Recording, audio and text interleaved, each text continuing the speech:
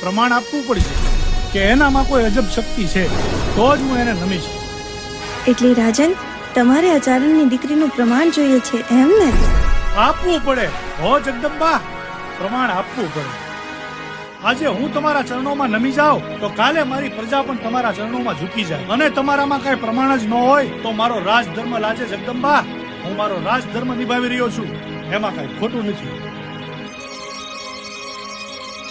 ઠીક છે રાજન, તો તમે બોલો, આ ચારણની દીકરી ખોડિયાર તમને શું પ્રમાણ આપે?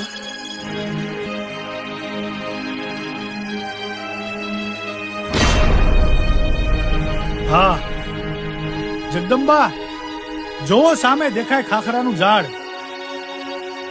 તમારામાં કોઈ અજબ શક્તિ હોય તો તમારા પ્રતાપથી એ ખાખરાનું ઝાડ ધૂણાવી બતાવો, તો હું માનું કે તમારામાં કોઈ દિવ્ય શક્તિ છે. તમે જગદંબા પોતે છો અને તમે મામડિયા ચારણના ઘરે અવતાર ધારણ કર્યો છે, તો હું તમારા ચરણોમાં મસ્તક નમાવીશ.